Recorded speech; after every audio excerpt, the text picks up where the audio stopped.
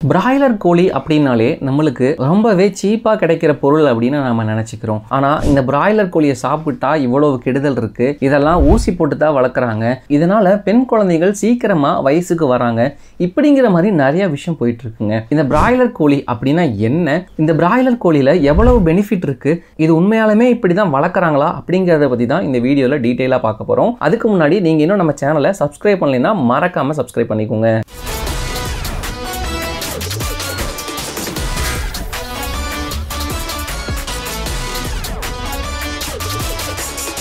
பொதுவா மனிதர்கள் இந்த கல்ச்சருக்கு முன்னாடி நம்ம நான்வெஜ் தான் அதிகமா சாப்பிட்டு இருப்போங்க. அதாவது வேட்டையாடி நம்ம சாப்பிட்டு இருப்போம். இந்த மாதிரி வேட்டையாடி சாப்பிடும் போது நிறையவே வனவிலங்குகள் பாதிக்கப்படுதுங்கிறத நம்ம கொஞ்சம் கொஞ்சமா அந்த விஷயத்த நம்ம மாத்திக்கிட்டோம். குறிப்பா நம்மளே வளர்த்து சாப்பிட ஆரம்பிச்சோம். நமக்கு என்ன கறி வேணுமோ அதை நம்மளே வளர்த்து அதை நம்ம சாப்பிட ஆரம்பிச்சுட்டு வந்தோம். இந்த மாதிரி தான் கோழியும் நம்ம சாப்பிட்டு வந்தோம். கோழி அப்படின்னா பிராய்லர் கோழி இல்லைங்க, நார்மலா நம்ம நாட்டுக்கோழி அப்படி சொல்லுவோம் பாத்தீங்களா. இந்த நாட்டுக்கோழில நிறைய வகை இருக்குங்க. இந்த மாதிரி கோழியை தான் நம்ம சாப்பிட்டு வந்துட்டு இருந்தோம். ஒரு காலத்துல மாசத்துக்கு ஒருக்காவோ இல்ல எப்பயாவது தான் நம்ம அந்த கறியை சாப்பிட்டு இருந்தோம். இப்ப பாத்தீங்க அப்படின்னா நம்ம வாரத்துல 2 வாட்டி அடிக்கடி கூட நம்ம சாப்பிட்டு இருக்கோம். இந்த கறியோட தேவைகள் ரொம்பவே அதிகமாச்சுங்க. நான் சொல்றது இப்போ இல்ல, 1930 அந்த டைம்லங்க. இந்த டைம்ல தான் நம்மளுக்கு இந்த பிராய்லர் கோழி அப்படிங்கிற விஷயமே அறிமுகமாகுதுங்க. இதை பத்தி பாக்குறதுக்கு முன்னாடி நம்ம இந்த பிராய்லர் கோழியோட ஹிஸ்டரியை பார்த்தரலாம். 1920 கோழி எல்லாம் நிறைய சாப்பிட்டு வந்தாங்க. இப்போ அந்த கோழியோட டிமாண்ட் வந்து அதிகமாயிட்டே இருந்துச்சு.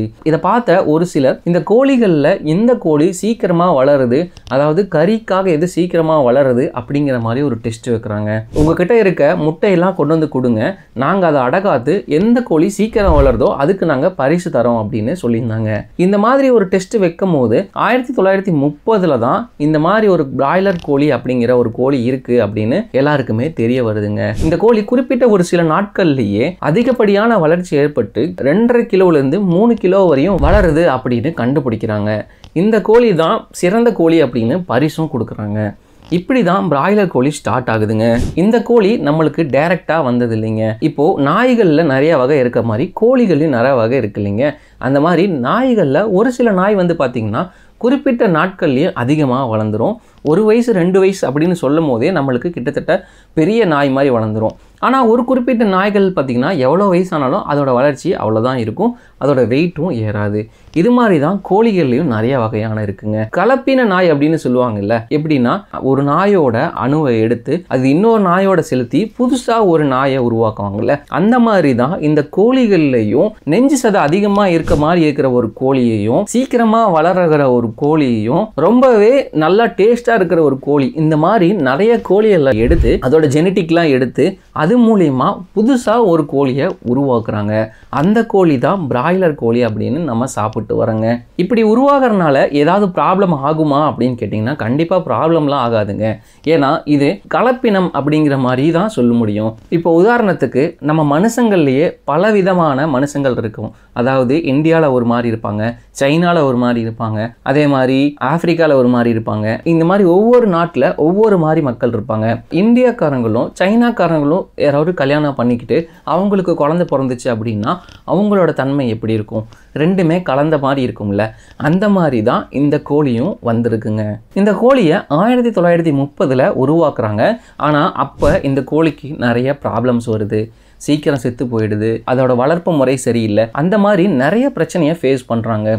படிப்படியாக இதோட ஜெனட்டிக்கை மாற்றி ஒரு வழியாக 1960 நல்ல ஒரு பிராய்லர் கோழி இனத்தை உருவாக்கிட்டாங்க. அதுதான் இப்போ உலகத்தில் இருக்க கறி தேவையை இது பெரும்பாலும் பூர்த்தி செய்யற மாதிரி இருக்குதுங்க. இந்த பிராய்லர் கோழி பார்த்தீங்க அப்படின்னா ஒரு நாள்ல பிறந்து 45 நாட்கள்ல அதோட வளர்ச்சி ஏற்பட்டு அதுக்கு மேல அது இருக்காதுங்க. அதை உருவாக்குறதே வந்து பார்த்தீங்க அப்படின்னா கறிக்காக மட்டும்தான் இந்த கோழியை உருவாக்குறாங்க. சரி, இந்த கறிக்கோழி வளருது, இந்த வளர்ச்சிக்கு எப்படி இந்த வேகமா வளருது? இதுக்கு ஊசி தானே போடுறாங்க, ஹார்மோன்ஸ் ஊசி தானே போடுறாங்க அப்படின்னு நீங்க கேட்பீங்க. கண்டிப்பா இதுக்கு ஹார்மோன் ஊசிலாம் போட மாட்டாங்க. முன்னாடியெல்லாம் வந்து பார்த்தீங்க அப்படின்னா ஒரு செடி வளர்த்தினாலும் மனுஷங்களே இருக்கட்டுமே, மனுஷங்களுக்குமே முன்னாடிலாம் தடுப்பூசியோ ஒரு மருந்தோ எதுவுமே தேவைப்படலை. இப்போ காலம் போக பார்த்தீங்க அப்படின்னா இப்போ கொரோனா வந்துச்சு, அதுக்கு நம்ம தடுப்பூசி போட்டோம்.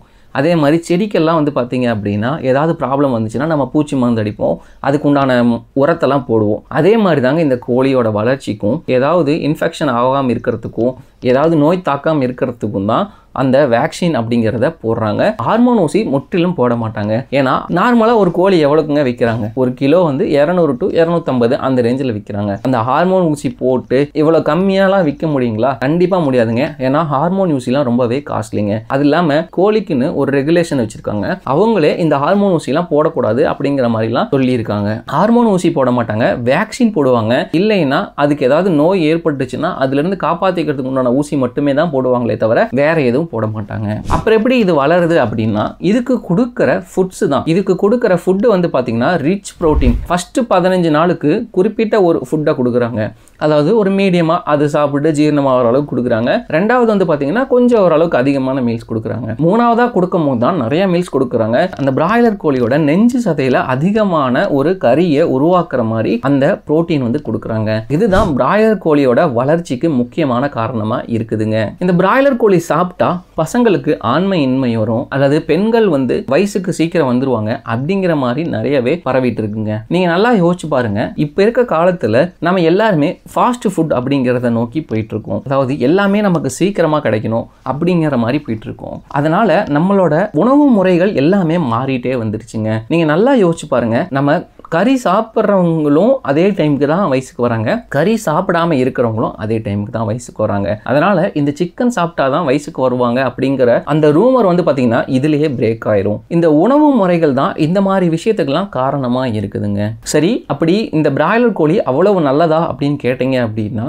பிராய்லர் கோழி ரொம்பவே சீப்பா, அதாவது ரிச் புரோட்டீன் இருக்க ரொம்பவே விலை கம்மியா கிடைக்கிற ஒரு பொருளுங்க. அதிகப்படியான காசு கொடுத்து வாங்கி புரோட்டீனை சாப்பிட்றதுக்கு பதிலா இந்த மாதிரி சிக்கனை அடிக்கடி எடுத்து சாப்பிட்றதுனால இவங்களுக்கு இது உடலுக்கு தேவையான புரோட்டீன்ஸ் வந்து இந்த சிக்கன் மூலியமா மட்டும்தான் அடித்தட்டு மக்களுக்கு அதிகமாக கிடைச்சிட்டு இருக்குங்க. அதனால இந்த சிக்கனை சாப்பிட்றதுனால எந்த பிரச்சனையும் வரப்போறது இல்லைங்க. அப்படி இந்த பிராய்லர்ல எல்லாமே நல்லது இருக்குது அப்படின்னா இதுல எதுவுமே கெடுதல் இல்லையா நீ சொல்றியா அப்படின்னு கேட்பீங்க. கண்டிப்பா இதுலயும் கெடுதல் இருக்குங்க. அந்த கோழி பிறந்து அந்த 45 நாள்ல இதோட உருவம் மட்டும்தான் வளருதே தவிர இதுக்கு காலில் இருக்க ஸ்ட்ரென்த்தோ இல்லது இதோட மனசளவுலையோ இது எதுவுமே வளர்றது கிடையாதுங்க. இதோட உருவம் மட்டும்தான் சீக்கிரமா வளர்ந்துருது. அதனாலதான் பெரும்பாலான பிராய்லர் கோழி வந்து பாத்தீங்கன்னா எந்திரிச்சு நடக்க கூட நடக்காது, சும்மா அப்படியே படுத்துக்கிட்டே தான் இருக்கும். ரெண்டாவது, இதோட வளர்த்துற முறைகள். இந்த கோழியை வந்து பாத்தீங்கன்னா சுத்தமான முறையில நிறைய பேர் வளர்த்துறாங்க. சுத்தம் இல்லாத முறையில, அதாவது அந்த டிரான்ஸ்போர்ட் பண்ணும் போதோ வளர்த்தும் போதோ சுத்தம் இல்லாம வச்சிருக்கும் போது தான் இது மூலியமா பரவறதுக்கு நிறையவே வாய்ப்பு இருக்குங்க.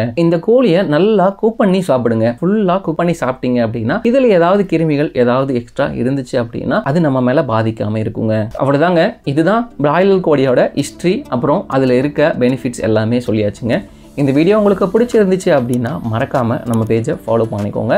இந்த வீடியோக்கு ஒரு லைக் பண்ணிட்டு நீங்க என்ன நினைக்கிறீங்க அப்படின்னு கமெண்ட்ல சொல்லிட்டு போங்க.